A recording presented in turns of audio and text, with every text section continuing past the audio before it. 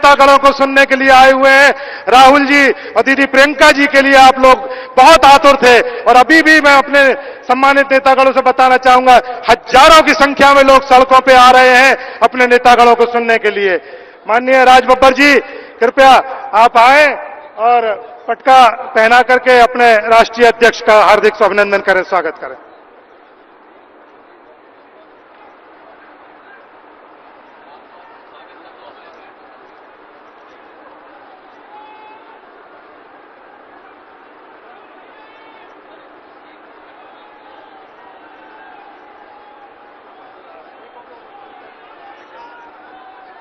माननीय राज बब्बर जी राहुल गांधी जी का स्वागत करते हुए और प्रीता हरित जी से कहेंगे कि वो दीदी प्रियंका गांधी जी का पटका पहना करके स्वागत करें। प्रीता हरित जी।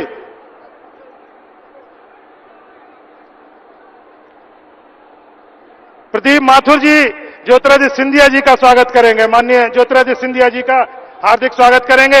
हमारे बीच में रोहित चौधरी जी भी उपस्थित है, अजय कुमार लल्लू जी भी उपस्थित है और सभी नेतागण हार्दिक अभिनंदन, स्वागत है।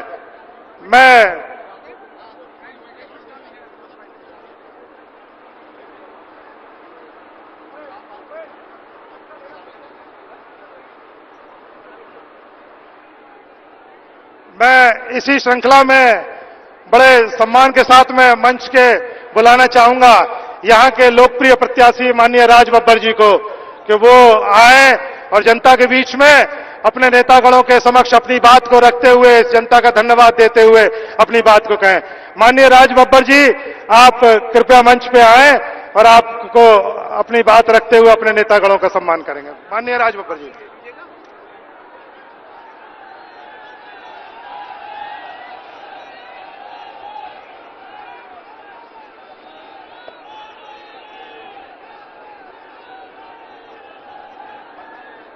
फतेहपुर सीकरी क्षेत्र से यहां पर पधारे हुए मेरे समस्त बुजुर्गों, माताओं, बहनों और नौजवान साथियों, आप सबकी तरफ से, जिला और शहर की तरफ से मैं अपने आदरणीय नेता, राष्ट्रीय अध्यक्ष राहुल गांधी जी का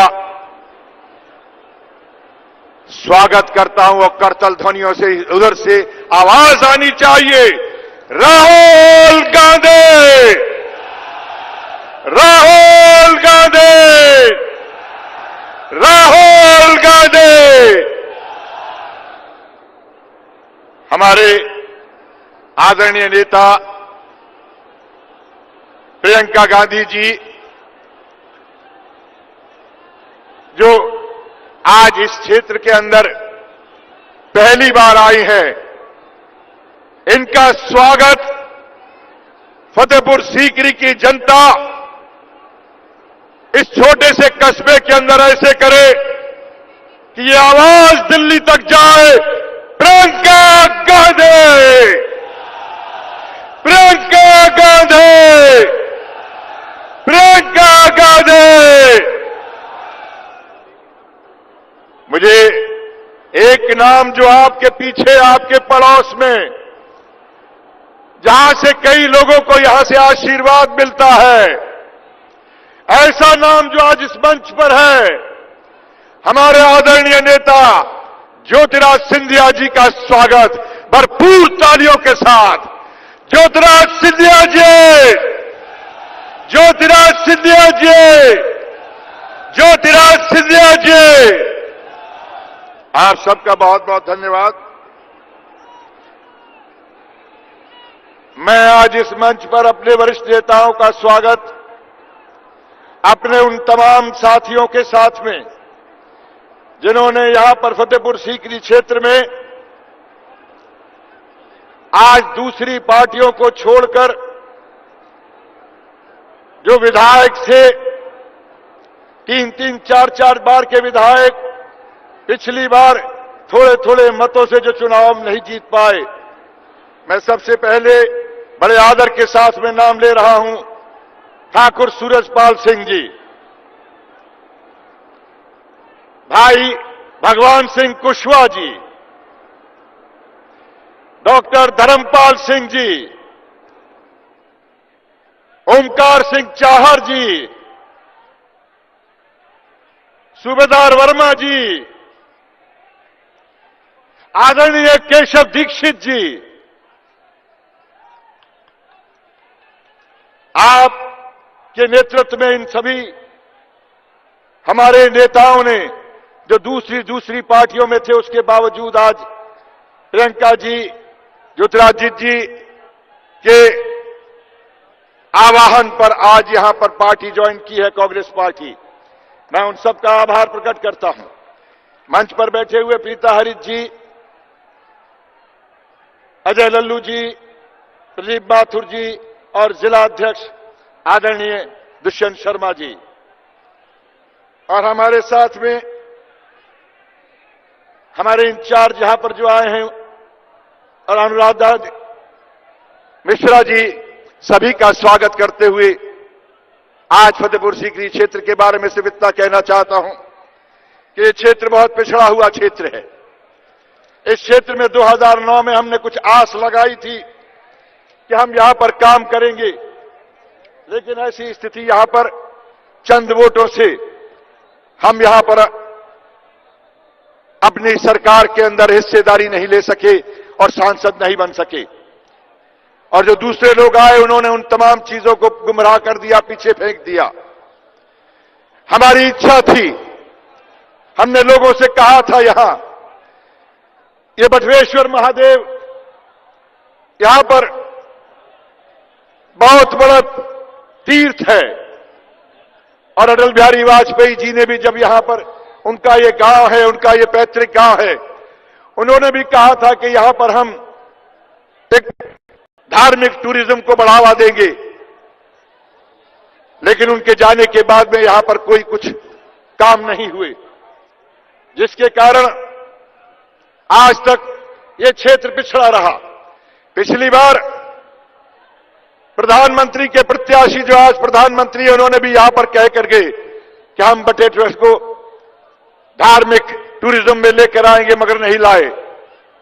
हम वचन देते हैं, हमारे राष्ट्रीय अध्यक्ष प्रियंका जी और ज्योतिरादित्य जी, इनके समक्ष मैं आपको वचन देता हूं कि इनके सानिध्य में, इनकी दी हुई ताकत से और आपकी उंगलियों की ताकत से, जिस दिन सांसद की कलम राज बब्बर को मिलेगी, राज बब्बर आपके बीच में आपकी गुहार लेकर जाएगा और यहां पर धार्मिक टूरिज्म का काम सबसे पहले शुरू करवाएगा।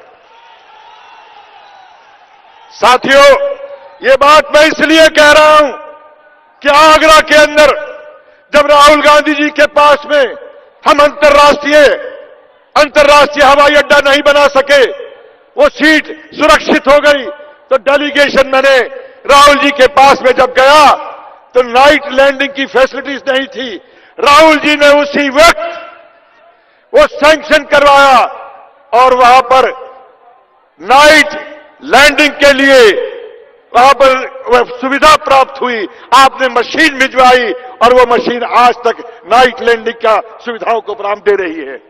दोस्तों, ये क्षेत्र बहा फतेहाबाद और संपूर्ण फतेहपुर सीकरी, ये ऐसा क्षेत्र है जहां पर हमारे तमाम लोग, यहां से कई अर्जुन अवार्डी साथी भी हैं। उन साथियों ने यहां पर अपने इसी मिट्टी में रहकर भारत को गौरव पहुंचाया है। अगर प्रियंका जी आपका आशीर्वाद होता है, ज्योतिरादित्य जी आपका आशीर्वाद होता है, राहुल गांधी जी के आशीर्वाद से यहां पर स्पोर्ट्स कॉलेज खुलवाया जाएगा, यह आपको वादा किया जाता है। ये फतेहपुर सीकरी वो क्षेत्र है जहां पर पहली बार आइजनहावर और पंडित जवाहरलाल नेहरू जब बिजपुरी एग्रीकल्चर यूनिवर्सिटी में आए थे, एग्रीकल्चर कॉलेज में आए थे, ये पहला कॉलेज था कि ताजमहल के बाद में अगर कोई विदेशी हस्ती, कोई विदेशी राष्ट्रपति अगर गया था तो हमारे क्षेत्र आज जो फतेहपुर सीकरी में है वो बिजपुरी था। और हम पिछली बार हमने वादा किया था 2009 में जो हम चुनाव नहीं ले पाए, जीत नहीं पाए, मामूली चंद वोटों से 7-8 हजार वोटों से पीछे रह गए। हमने वादा किया था कि यहां पर हम आलू का किसान है, यह आलू प्रधान क्षेत्र है। आलू प्रधान क्षेत्र के अंदर आज हमारी मांग को मानकर प्रियंका जी ने संस्तुति दी और यहां पर प्रियंका जी की संस्तुति से, ज्योतिरादित्य जी के संस्तुति से यहां पर आलू के लिए प्रोसेसिंग यूनिट लगाया जाएगा। इस बात का आपको वादा किया गया है। यह प्रोसेसिंग यूनिट मात्र मशीनों का यूनिट नहीं होगा, जिसके अंदर 45,000 पैकेट यानी 45,000 कट्टे रोजाना की खपत इस प्रोसेसिंग यूनिट में होगी और मेरा किसान यहां पर अपने आप को मजबूत समझेगा।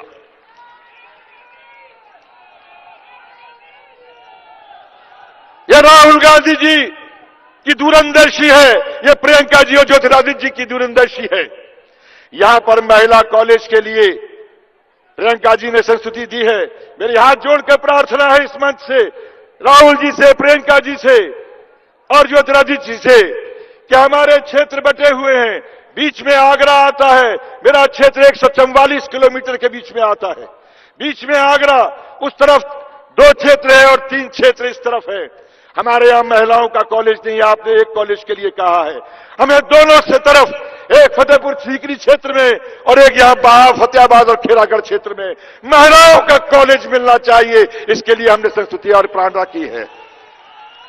दोस्तों, यहां से हमारे बहुत सारे शहीद हुए हैं। ये फतेहपुर सीकरी क्षेत्र शहीदों की धरती है, शहीदों की भूमि है। ये किसान खेत में अपना हल जोतता है तो उसका बेटा किसान का सुरक्षा करता है हमारी सीमाओं की और शहीद हो जाता है।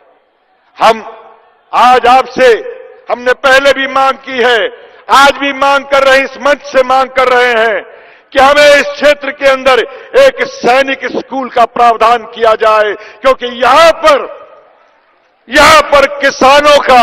किसानों के बेटे फौज में जाने के लिए अपने आप को तैयार करते हैं। ये किसानों की भूमि, ये वीरों की भूमि है, जिस भूमि के अंदर आज हमने जानबूझकर इस छोटे से कस्बे जरार के अंदर ये मीटिंग की है। और एक मांग मैं अपने स्तर पर कहता हूं, मैं प्रदेश के स्तर पर कहता हूं, मैं प्रदेश की सरकार किसी की भी क्यों ना हो, राज बब्बर आज वादा करता है कि बात जिले को लेकर बहुत दिनों से मांग है। हम इस जिले को बनाने के लिए मुझे कितनी बड़ी ताकत से भी टकराना पड़ा तो राज बब्बर उस पीछे नहीं हटेगा। राज बब्बर से आपसे आगे निकल जिला बनवाने का काम करेगा।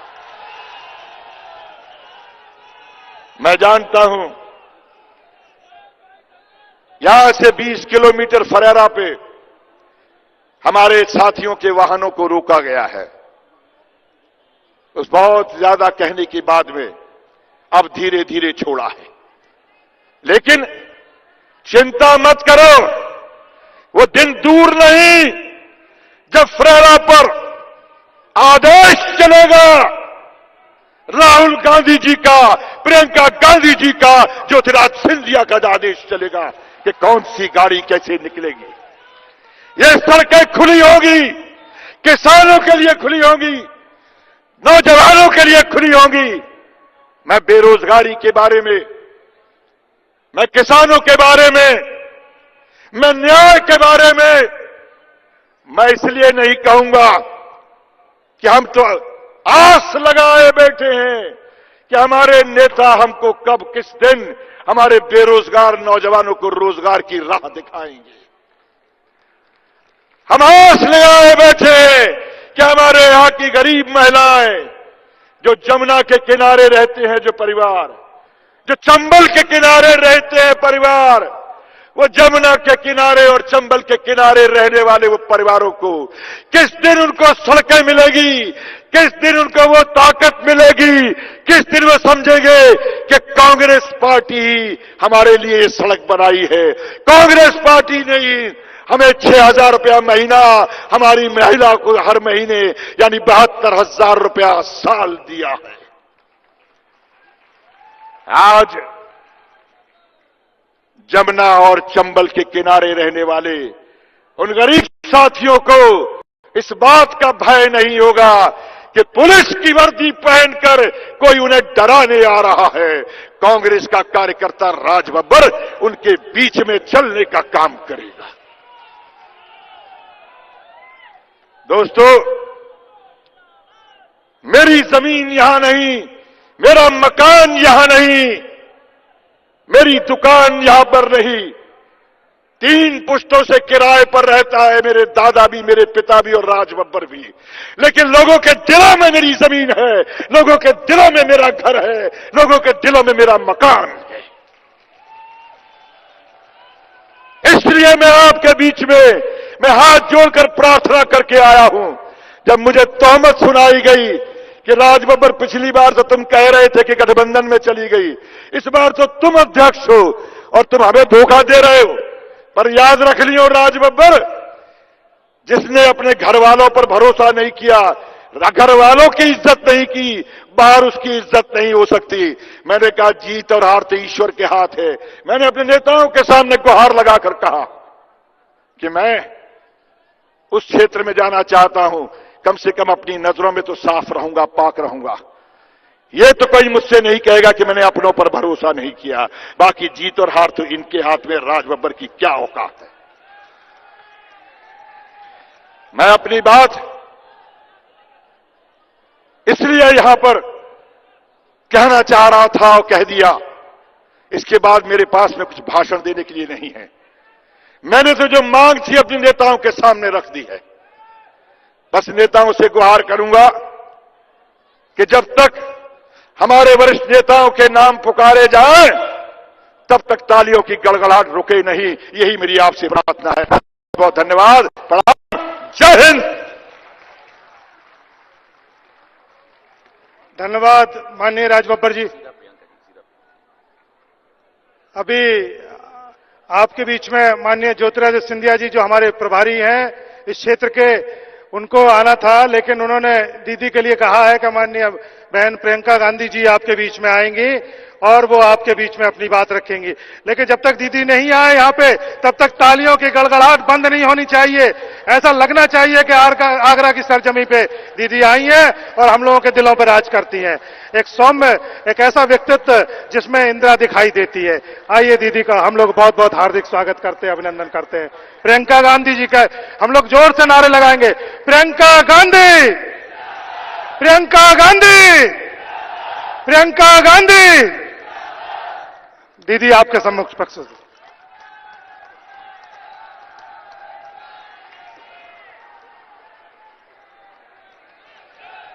नमस्कार।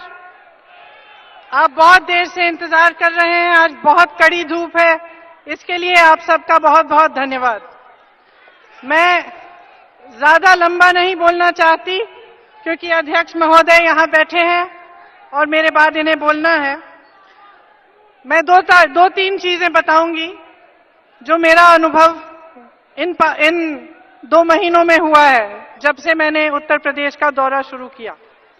देखिए, चुनाव का समय है और आप प्रचार खूब भारी देख रहे हैं और जो सरकार है इनका प्रचार इतना मजबूत और अच्छा है कि वो सारी जगह छाई हुई है।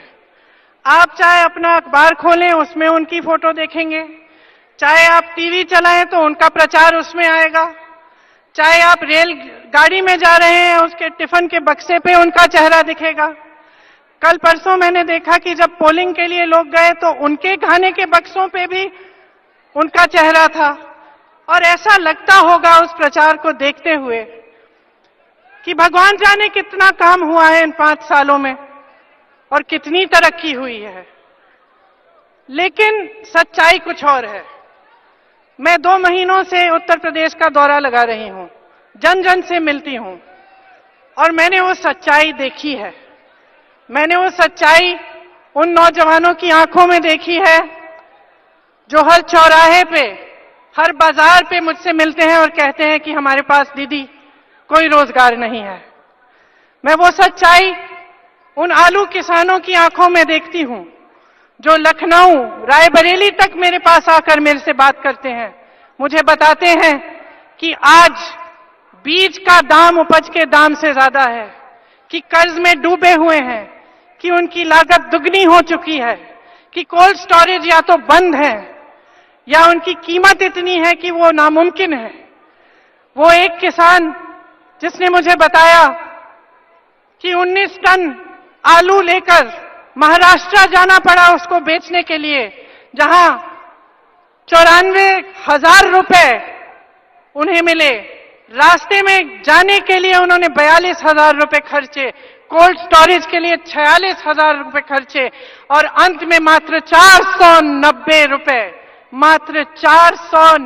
रुपए लेकर घर आए। उन्होंने वो रुपए एक लिफाफे में डाले और हमारे प्रधानमंत्री जी के घर भेजे, उनको यह बताने के लिए कि यह है हमारी हालत, ये है इस देश की असलियत जिसे आप पहचान नहीं रहे हैं, जिसको आपका प्रचार छुपा है। ये असलियत जो आप भुगत रहे हैं, इसके बारे में मुझसे ज्यादा आप जानते हैं। और जो प्रचार आप देखते हैं, इसका झूठ आप समझते हैं। जब आप सवाल उठाते हैं, आपसे कहा जाता है कि आप देशद्रोही हैं। मैं महिलाओं से मिली, अध्यापकों से मिली, किसानों से मिली, जिनको पीटा गया जब उन्होंने प्रदर्शन किया, अपना हक मांगा, अपना अधिकार मांगा, उनको पीटा गया, उन पर तमाम कानून लगाए गए, रासुका लगाया गया और उनको कहा गया कि तुम देशद्रोही हो, तुम आवाज उठाते हो, तुम सवाल उठाते हो। प्रचार करने के समय आप देशद्रोही, जनता देशद्रोही और सरकार कहती है हम राष्ट्रवादी हैं।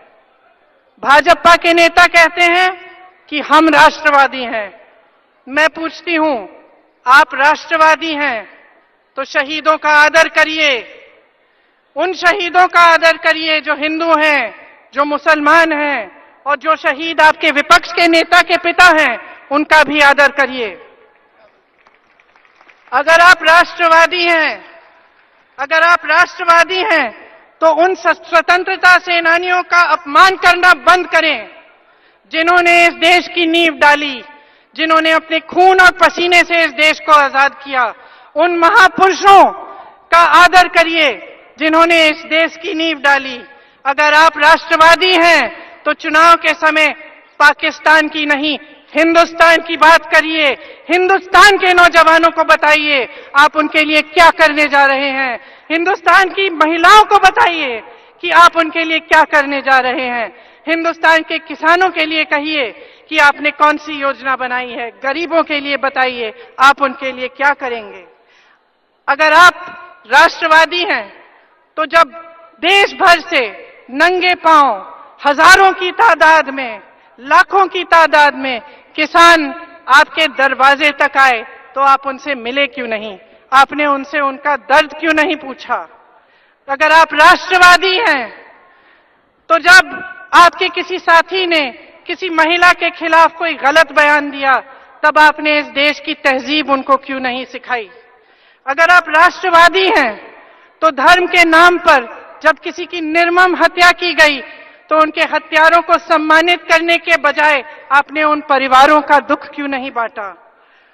अगर आप राष्ट्रवादी हैं तो उस लोकतंत्र का आप आदर क्यों नहीं करते जिस लोकतंत्र ने आपको सत्ता दी? उन संस्थाओं को आप जी जान से क्यों नहीं उनकी रक्षा करते जिन संस्थाओं से जनता को शक्ति मिलती है, जिन संस्थाओं से इस देश की जनता मजबूत बनती है? उनको नष्ट करने का प्रयास क्यों करते हैं? लोकतंत्र को नष्ट करने का प्रयास क्यों करते हैं? अगर आप राष्ट्रवादी हैं तो आप जनता की आवाज को बंद क्यों करना चाहते हैं? जब जनता आपसे सवाल पूछती है आपको खुश होना चाहिए। आपको ये सोचना चाहिए कि देखिए मैं एक ऐसे देश में रहती हूं या रहता हूं जिसमें जनता की आवाज उठती है, जिसमें जनता सवाल पूछती है, जिसमें जनता जागरूक है, जिसमें जनता मजबूत है। उसके बजाय आप उस आवाज को दबाना चाहते हैं और पूरे प्रयास में रहते हैं कि जनता की आवाज ना आप तक पहुंचे और ना किसी और तक पहुंचे। अगर आप राष्ट्रवादी हैं तो उस जनता का नमन करिए जो आपसे सवाल पूछती है, जो आपसे ये कहती है कि मेरे चुनाव में मेरे भाषण देने आते हैं, मेरे से बात करने आते हैं, तो काम की बात करिए, मुझे बताइए मेरे लिए आप क्या करेंगे। आपको गर्व होना चाहिए ऐसी जनता पर। लेकिन लगता है कि इस सरकार को न लोकतंत्र पर गर्व है, न हमारी संस्थाओं पर गर्व है और न हमारी जनता पर गर्व है। क्योंकि अगर असली राष्ट्रवादी होते तो ये सत्य का मार्ग पकड़ते, ये समझते कि ये देश सत्य पर आधारित है और जो सत्य के मार्ग से भटक जाता है उसको ये देश नहीं बख्शता, आपको भी नहीं बख्शेगा, क्योंकि आप भी सत्य के मार्ग से बहुत पहले भटक चुके हैं। चुनाव का समय है। अध्यक्ष जी आपको ये बताएंगे हमारी योजनाओं के बारे में जो हमारे घोषणा पत्र में है। एक न्याय की योजना जिससे 72,000 रुपए हर गरीब तक पहुंचेंगे और इसमें जो भावना है वो भावना है कि जब ये सरकार 317,000 करोड़ रुपए उद्योगपतियों को दे सकती है तो क्या इस देश के गरीबों को 72,000 रुपए सालाना नहीं मिल सकता? ऐसी योजनाएं तमाम उस घोषणा पत्र में हैं जिससे आपको स्वास्थ्य सरकारी अस्पतालों में मुफ्त मिलेगा, जिससे स्वास्थ्य की जांच और स्वास्थ्य का इलाज मुफ्त मिलेगा। स्वास्थ्य भी मिल जाए तो अच्छा है। और ऐसी योजना जिससे 12वीं कक्षा तक सरकारी पाठशालाओं में मुफ्त शिक्षा मिलेगी। ये योजनाएं हैं जिसके बारे में देश के सामने चुनाव के समय प्रचार होना चाहिए। तो आप बहुत जागरूक हैं, आप इन बातों को समझिए और ये समझिए कि कांग्रेस पार्टी ने हमेशा आपके हित में काम किया है, हमेशा इस देश के लोकतंत्र को बचाया है, उसको आगे बढ़ाया है और इस जनता का ये एहसान माना है कि आपने हमें सेवा करने का मौका दिया। आप सबको बहुत बहुत धन्यवाद। आप इतनी धूप में खड़े हैं। मैं अध्यक्ष महोदय श्री राहुल गांधी जी से आग्रह करती हूं कि आकर आपको संबोधित करें। धन्यवाद।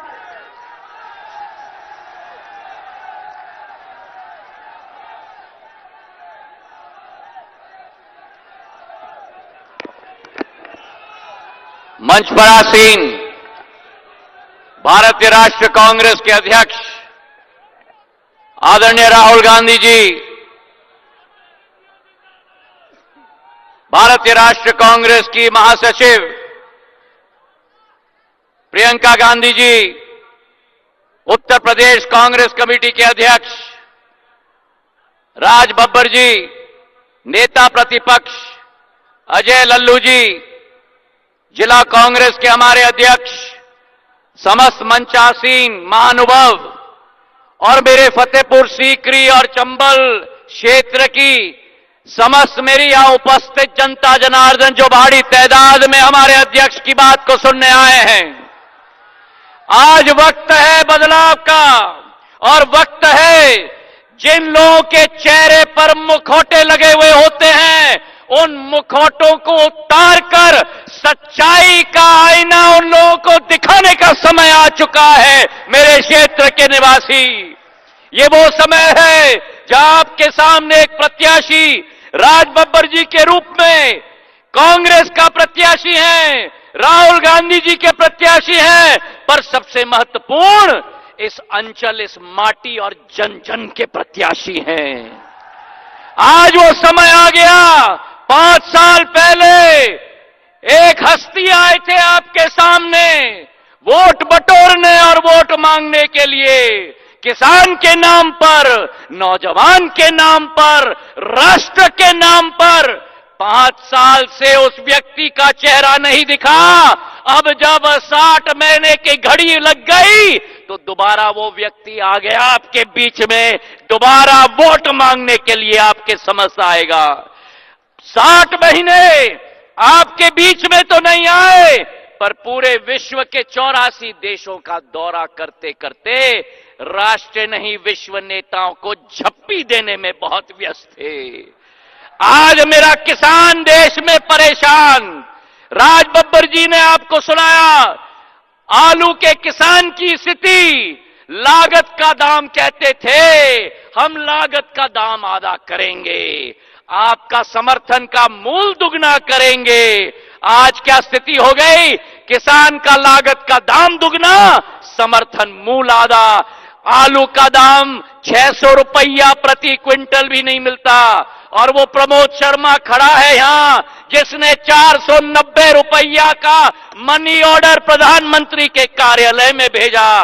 प्रधानमंत्री के पास नहीं, गरीब के कुटीर में जाने के लिए समय, प्रधानमंत्री के पास नहीं, किसान के कुटीर में जाने के लिए समय, लेकिन प्रधानमंत्री के पास है पूरा समय पाकिस्तान में जाके बिरयानी खाने का समय। प्रधानमंत्री को समय है, चीन का राष्ट्रपति यहां आता है तो साबरमती के तट पर झूला पे झुला के खांडवे और ढोकली खिलाने का समय मिलता है।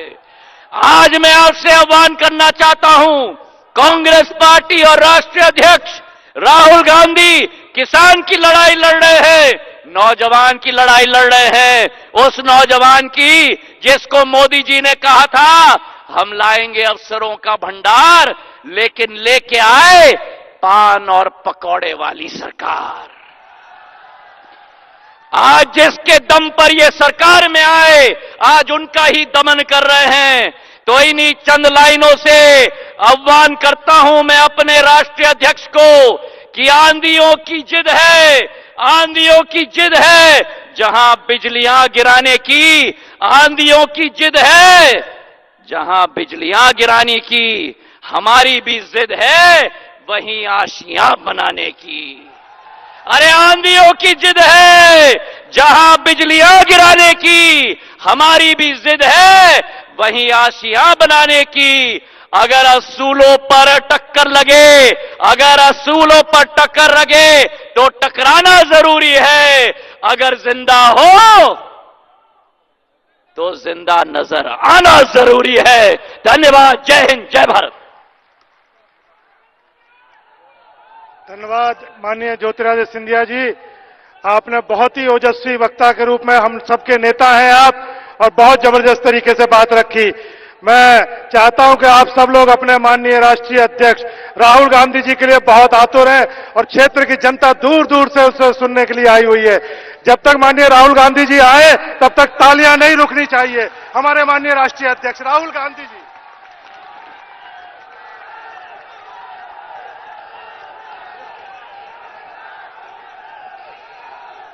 ज्योतिरादित्य सिंधिया जी,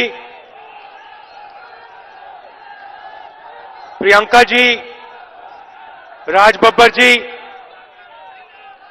अजय लल्लू जी, स्टेज पे कांग्रेस पार्टी के वरिष्ठ नेता, कैंडिडेट्स, भाइयों और बहनों, प्रेस के हमारे मित्रों, आप सबका यहां बहुत बहुत स्वागत, नमस्कार।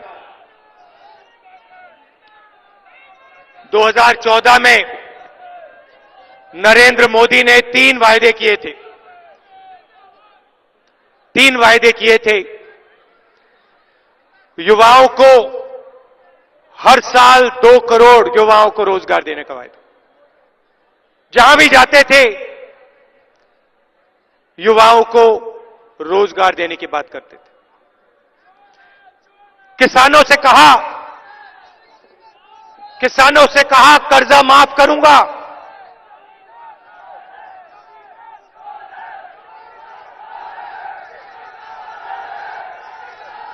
किसानों से कहा कर्जा माफ करूंगा, और हिंदुस्तान के हर व्यक्ति से कहा मुझे प्रधानमंत्री बना दो और मैं हर बैंक अकाउंट में 15 लाख रुपए डाल दूंगा। भाइयों और बहनों, आपको 15 लाख रुपए मिल गए? मिले? कोई यहां है जिसको 15 लाख बैंक अकाउंट में मिला हो? तो नरेंद्र मोदी जी ने 15 लाख रुपए का झूठ बोला। कहा हर बैंक अकाउंट पे 15 लाख। मैंने ये बात पकड़ ली, मैंने कहा देखो पता लगाते हैं हिंदुस्तान के गरीब लोगों के बैंक अकाउंट में कितना पैसा डाला जा सकता है। चौकीदार ने 3.5 लाख करोड़ रुपए 15 लोगों के बैंक अकाउंट में डाला। मैंने सोचा मैं पता लगाता हूं हिंदुस्तान के सबसे गरीब लोगों के बैंक अकाउंट में कितना पैसा सरकार डाल सकती है। तो 5 महीने पहले मैंने कांग्रेस के इकोनॉमिस्ट को, थिंक टैंक को बुलाया, ऑफिस में बुलाया, उनसे सवाल पूछा। मैंने उनसे कहा देखिए लंबा भाषण नहीं सुनना चाहता मैं, मुझे थियरी मत देना, बड़े आंकड़े मत देना, मुझे आपसे एक नंबर चाहिए। उन्होंने पूछा कौन सा नंबर? मैंने कहा नरेंद्र मोदी ने 15 लाख बोला था, झूठ था, मुझे आप सच्चा नंबर दो। हिंदुस्तान के सबसे गरीब लोगों के बैंक अकाउंट में कांग्रेस पार्टी की सरकार कितना पैसा डाल सकती है? एक शर्त है, हिंदुस्तान की अर्थव्यवस्था नष्ट नहीं करनी है, नोटबंदी जैसा काम नहीं करना है।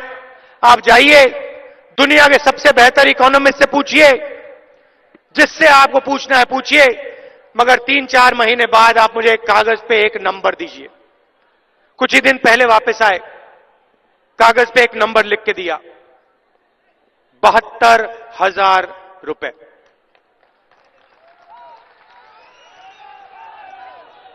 72,000 रुपए, यह आपने पोस्टर पे लिखा हुआ है 72,000 रुपए। यह न्याय है? 72,000 रुपए एक साल के, 3,60,000 रुपए 5 साल के। कांग्रेस पार्टी ने निर्णय लिया है कि हिंदुस्तान के सबसे गरीब, सबसे कमजोर 20% लोगों के बैंक अकाउंट में हर साल 72,000 रुपए हम डालेंगे।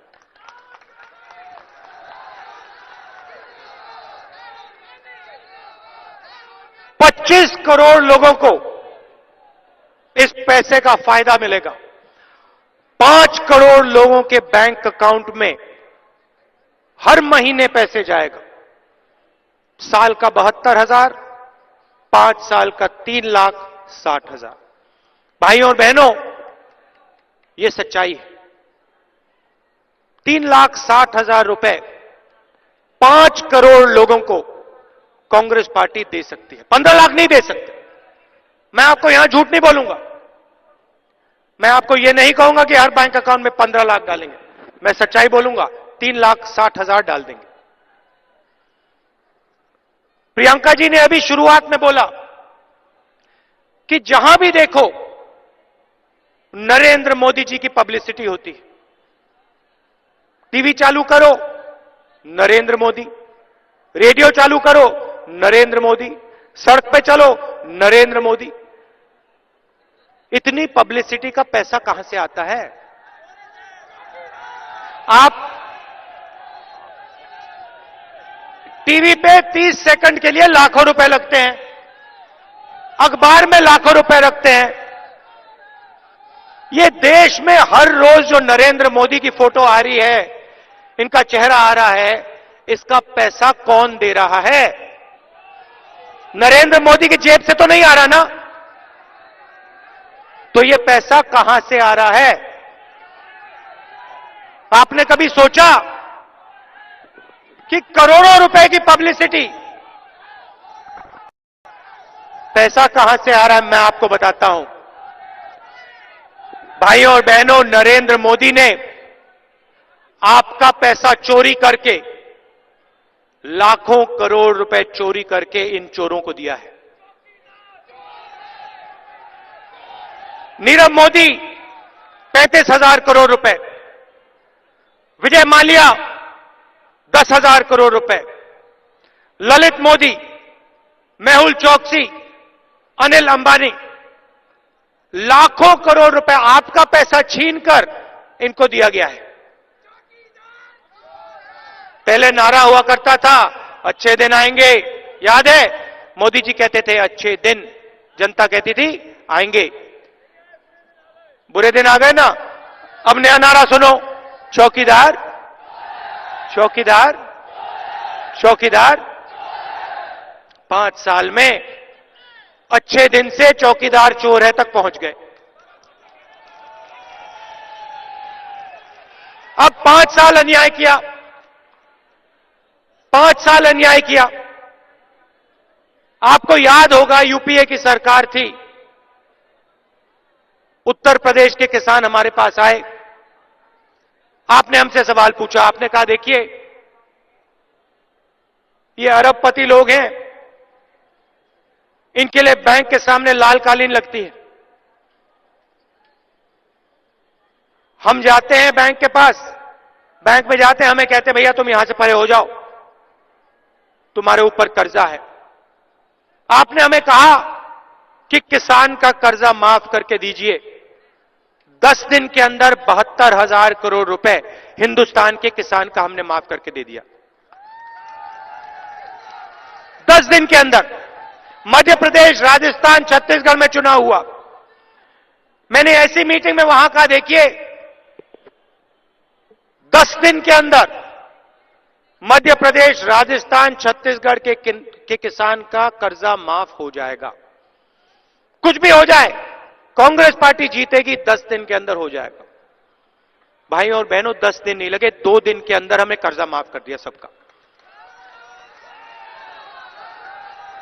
हम न्याय योजना की बात करते हैं, नरेंद्र मोदी जी कहते हैं पैसा कहां से आएगा, कहते हैं मिडिल क्लास से आएगा, मध्यम वर्ग से आएगा। मैं बताना चाहता हूं मिडिल क्लास से नहीं आएगा।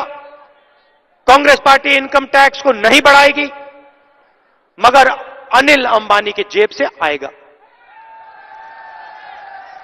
मेहुल चौकसी, नीरव मोदी, उनके जेब से आएगा और आपकी जेब में जाएगा।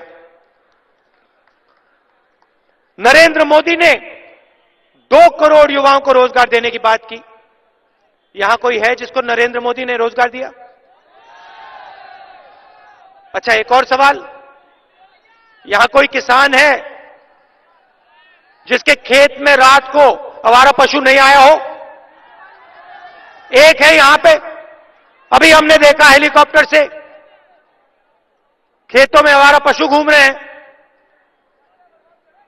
बर्बाद कर दिया है नरेंद्र मोदी ने हिंदुस्तान के किसानों को।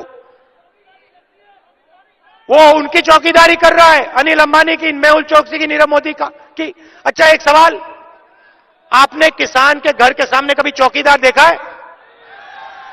कभी जिंदगी में आपने चौकीदार के घर के सामने किसान देखा? बेरोजगार युवा के सामने, घर के सामने देखा? छोटे दुकानदार के सामने चौकीदार? अच्छा, अनिल अंबानी के घर के सामने कितने चौकीदार हैं? मेहुल चौकसी, नीरव मोदी, चौकीदार को तो इन लोगों के घर के सामने होते हैं। लाखों करोड़ों रुपए चोरी किए हैं, इसलिए चौकीदार की जरूरत होती है। तो ये नरेंद्र मोदी आपको नोटबंदी में खड़ा करता है, आपसे कहता है काले धन के खिलाफ लड़ाई, काले धन के खिलाफ लड़ाई। अच्छा भैया, एक बात बताओ, नोटबंदी के समय लाइन में काले धन वाले खड़े थे क्या? अनिल अंबानी खड़ा था लाइन में? मेहुल चौकसी, नीरव मोदी खड़े थे क्या? हिंदुस्तान के ईमानदार लोग थे, किसान थे, मजदूर थे, छोटे दुकानदार थे, ये लोग खड़े थे। आपके जेब में से पैसा निकालकर चोरों के जेब में पैसा डाला है नरेंद्र मोदी ने। 2 करोड़ युवाओं को रोजगार देने की बात की, झूठ बोला। मैं आपको सच्चाई बताता हूं, 22 लाख सरकारी नौकरियां खाली पड़ी हैं। 45 साल से सबसे ज्यादा बेरोजगारी आज है, मगर 22 लाख सरकारी नौकरियां खाली पड़ी हैं। मैं आपको स्टेज से कह रहा हूं, 1 साल के अंदर 22 लाख नौकरियां हम भर देंगे आपके लिए। मैं आपसे कह रहा हूं कि 10 लाख युवाओं को पंचायतों में रोजगार दिया जा सकता है, यह सच्चाई है। 10 लाख युवाओं को हम रोजगार दिलवा देंगे। मगर मैं आपको स्टेज से 2 करोड़ युवाओं को रोजगार देने की बात नहीं करूंगा, 15 लाख की बात नहीं करूंगा, 3,60,000 की करूंगा। आप दिन भर काम करो, उत्तर प्रदेश का किसान काम करे, अपना खून पसीना दे और फायदा उनको मिले। 2 हिंदुस्तान बनाना चाहते हैं, एक हिंदुस्तान अनिल अंबानी जैसे लोगों का, नरेंद्र मोदी जैसे लोगों का, प्राइवेट हवाई जहाज में उड़ते हैं, जो भी उनको चाहिए मिलता है। बच्चों को कॉलेज यूनिवर्सिटी भेजना होता है, बेहतर से बेहतर कॉलेज में भेज देते हैं, लाखों रुपए दे देते हैं, कोई फर्क नहीं पड़ता इनको। परिवार में कोई बीमार होता है, एमआरआई की जरूरत होती है, कैट स्कैन की जरूरत होती है, लाखों रुपए दे देते हैं। किसी को कैंसर होता है, दिल का दौरा होता है, एकदम लाखों रुपए दे देते हैं। मगर आप अपने बच्चों को कॉलेज यूनिवर्सिटी भेजना चाहो तो नहीं भेज सकते। पहले लाखों रुपए निकालकर उन्हीं चोरों को दो। बीमार होता है, इलाज की जरूरत होती है, लाखों रुपए दो, उन्हीं चोरों को दो। पूरा का पूरा उनका, स्कूल उनके, कॉलेज उनके, यूनिवर्सिटी उनके, अस्पताल उनके। आप लोग बीमा देते हो, उत्तर प्रदेश का किसान बीमा देता है, नुकसान होता है, आपका ही पैसा आपको वापस नहीं मिलता। हिंदुस्तान के डिस्ट्रिक्ट बांट रखे हैं, अनिल अंबानी को 10-15 डिस्ट्रिक्ट दे रखे हैं, बीमा का काम तुम यहां करोगे, और कोई नहीं कर सकता। ये लो 15 डिस्ट्रिक्ट, अदानी जी ये आपके हैं, यहां बीमा का काम आप करोगे। भाइयों और बहनों, 10,000 करोड़ रुपए हिंदुस्तान के किसानों का पैसा, बीमा का पैसा इन लोगों ने आपसे चोरी करके लिया है। और जब आंधी आती है, तूफान आता है, आप बीमा का पैसा मांगते हो, आपको कहते हो नहीं भैया आपको नहीं मिलने वाला। आप कौन हो? हम 2 हिंदुस्तान नहीं बनने देंगे, एक हिंदुस्तान होगा। अगर 3,50,000 करोड़ रुपए उनका कर्जा माफ होगा तो फिर किसानों का भी कर्जा माफ होगा। हम न्याय की बात कर रहे हैं। आप चाहते हो कि किसान का कर्जा माफ ना हो, तो फिर आप हिंदुस्तान के सबसे अमीर लोगों का कर्जा माफ मत करो। अगर आप उनका नहीं माफ करोगे तो फिर हम किसान कर्जा माफी नहीं मांगेंगे। मगर अगर आप उनका लाखों करोड़ रुपए माफ कर सकते हो तो फिर हम किसानों का भी लाखों करोड़ रुपए माफ करेंगे। आप देखिए नीरव मोदी 35,000 करोड़ रुपए लेके भाग गया, उसको जेल हुई। अनिल अंबानी 45,000 करोड़ रुपए कर्जा है, जेल में है? नहीं। अब किसान 20,000 रुपए का लोन लेता है, 30,000 रुपए का लोन लेता है, वापस नहीं दे पाता है, उसकी जेल होती है, जेल जाता है। तो आप मुझे बताइए, हिंदुस्तान के अरबपति कर्जे के लिए जेल नहीं जाते, मगर हिंदुस्तान के लाखों गरीब किसान 20,000 रुपए के लिए जेल जाते हैं। क्या ये आपको सही लगता है? क्या ये आपको ठीक लगता है? हमने मैनिफेस्टो में साफ लिख दिया है, 2019 के चुनाव के बाद हिंदुस्तान का कोई भी किसान कर्जे के मामले में जेल में नहीं डाला जा सकेगा।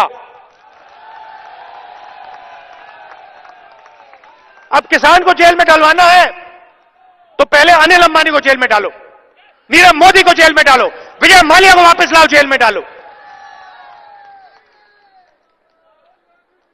हम आपके दिल से डर मिटाना चाहते हैं।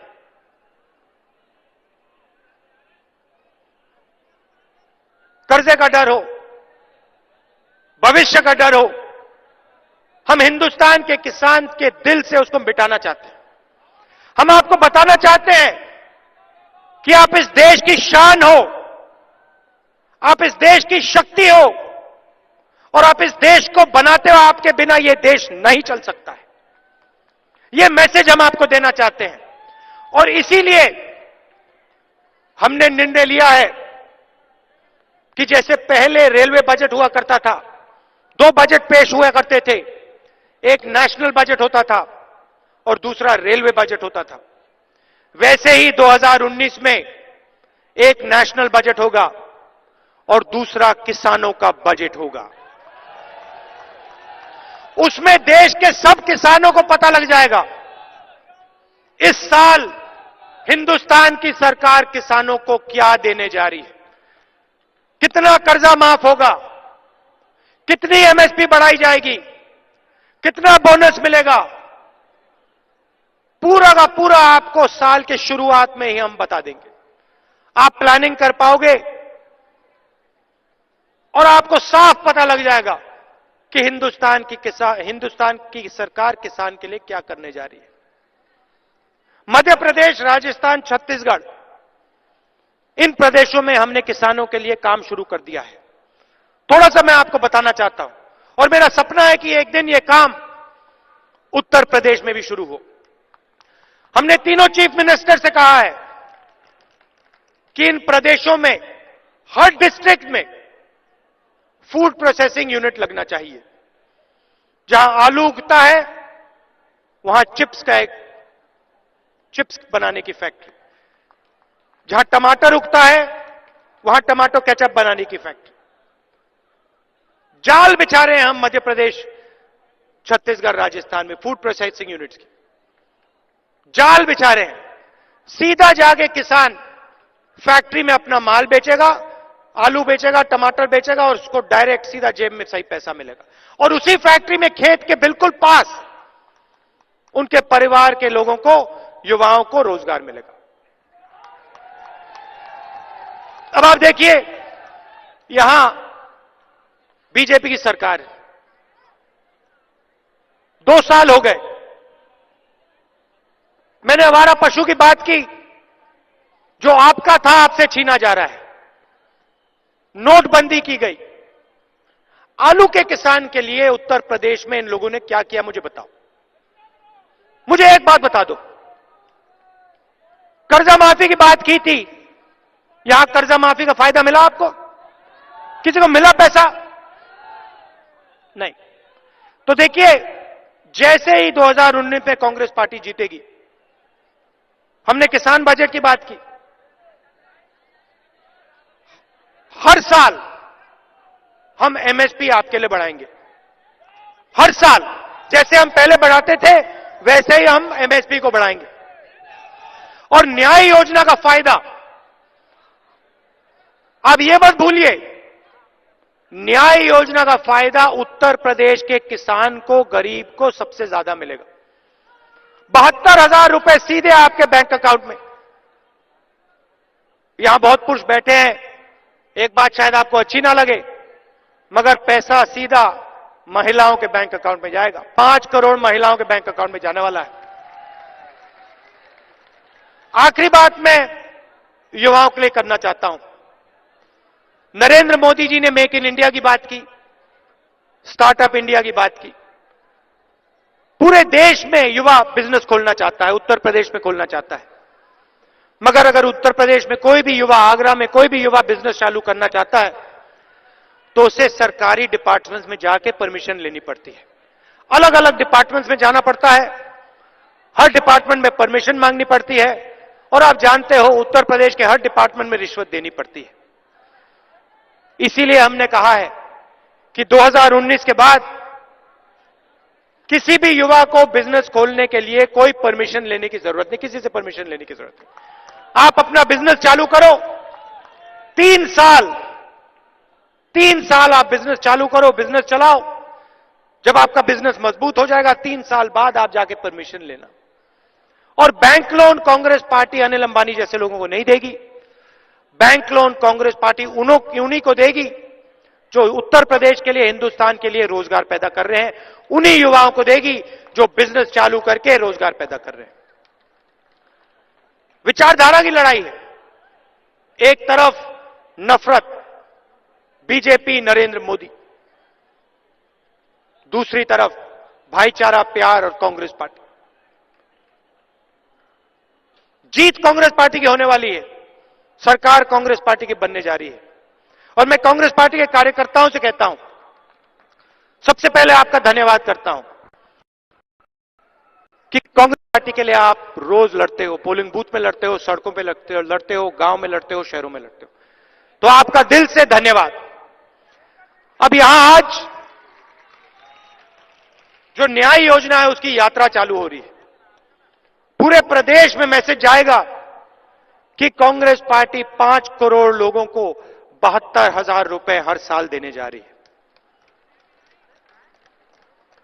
तो मैं कार्यकर्ता से कहता हूं, आप पोलिंग बूथ पे लड़िए, कांग्रेस की विचारधारा की बात कीजिए। बीजेपी के जो झूठे वायदे हैं, 2 करोड़ युवाओं को रोजगार देने का वायदा, 15 लाख का वायदा, किसानों को सही दाम देने का वायदा, भ्रष्टाचार के खिलाफ लड़ाई लड़ने का वायदा, उसके बारे में आप उत्तर प्रदेश की जनता को बताइए और यहां राज बब्बर जी को चुनाव जिताइए। आप सबका बहुत बहुत धन्यवाद। नमस्कार, जय हिंद।